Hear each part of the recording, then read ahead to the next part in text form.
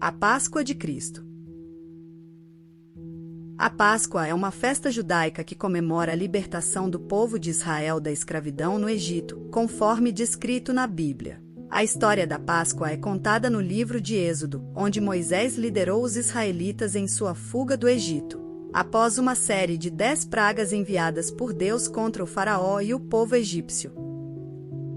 A Páscoa é celebrada no dia 14 do mês hebraico de Nissan, que geralmente cai em março ou abril. Durante a Páscoa, os judeus realizam uma série de rituais e cerimônias, incluindo a limpeza de suas casas e a remoção de todos os produtos com fermento, o que simboliza a pressa com que os israelitas tiveram que deixar o Egito. Eles também comemoram a Seider, uma refeição cerimonial que inclui a leitura da história da Páscoa e a ingestão de alimentos simbólicos, como o pão ázimo e o cordeiro assado. Vejamos agora a linha do tempo da Páscoa cristã, desde a última ceia até a ressurreição de Cristo.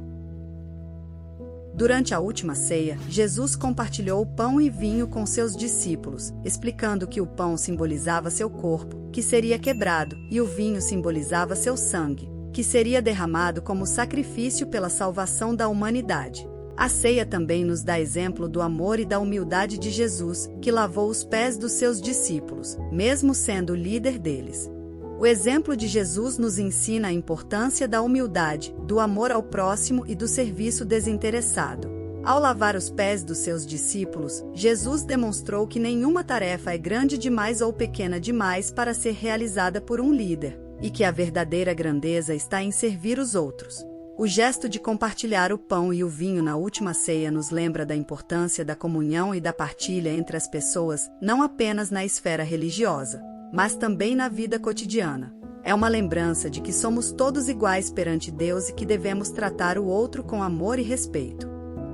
O momento da traição de Judas e prisão de Jesus ocorreu após a última ceia, quando Jesus e seus discípulos se dirigiram ao Monte das Oliveiras para orar no jardim do Getsêmani. Enquanto Jesus orava, Judas Iscariotes, um dos 12 discípulos, chegou acompanhado de uma multidão armada enviada pelos líderes religiosos judeus. Judas se aproximou de Jesus e o beijou, sinalizando aos soldados que ele era o homem que deveria ser preso. Os soldados prenderam Jesus e o levaram para ser julgado diante do sumo sacerdote Caifás, acusado de blasfêmia e de se autoproclamar o Messias, o rei dos judeus. Durante o julgamento, várias testemunhas falsas foram convocadas para acusar Jesus, mas nenhuma prova concreta foi apresentada contra ele. Mesmo assim, Caifás e os outros líderes religiosos judeus decidiram condenar Jesus à morte, alegando que ele era uma ameaça ao poder romano e à religião judaica. Jesus foi então levado perante o governador romano Pôncio Pilatos, que tinha o poder de autorizar sua execução. Apesar de Pilatos ter reconhecido que Jesus era inocente, ele acabou cedendo à pressão dos líderes religiosos e permitiu que fosse condenado à morte por crucificação. Após ser flagelado e humilhado pelos soldados romanos, Jesus foi obrigado a carregar sua própria cruz até o local da execução, conhecido como Calvário ou Gólgota. Lá, ele foi pregado pelas mãos e pelos pés na cruz e levantado para que morresse lentamente por asfixia.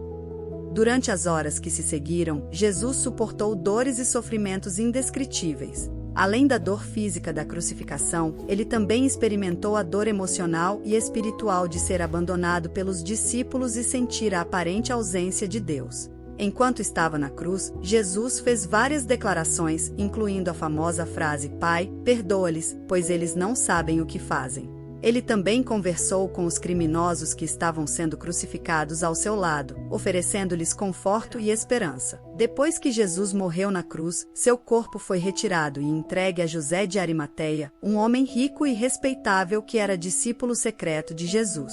José pediu permissão a Pôncio Pilatos para sepultar o corpo de Jesus em um túmulo novo que havia preparado para si mesmo. Com a ajuda de Nicodemos, outro discípulo secreto de Jesus, José envolveu o corpo de Jesus em um lençol de linho e colocou no túmulo. Eles selaram a entrada do túmulo com uma grande pedra e o guardaram com soldados romanos, para evitar que o corpo fosse roubado pelos discípulos.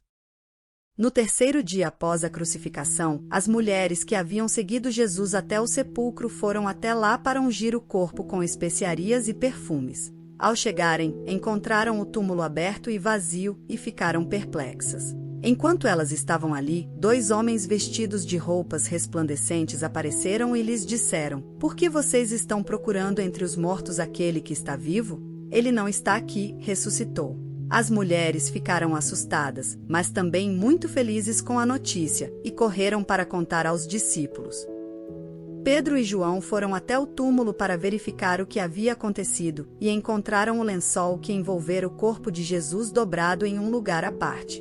Eles não entenderam o que havia acontecido, mas voltaram para contar aos outros discípulos.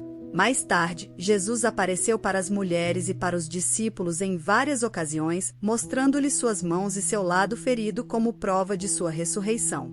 Ele também lhes deu instruções para continuar seu trabalho de pregar o Evangelho e fazer discípulos em todo o mundo.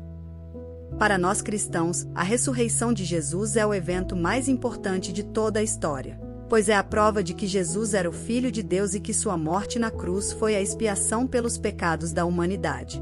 A ressurreição nos traz esperança de vida eterna para todos aqueles que creem em Jesus como seu Senhor e Salvador. Eis que estou à porta e bato. Se alguém ouvir a minha voz e abrir a porta, entrarei em sua casa, e com ele cearei, e ele comigo.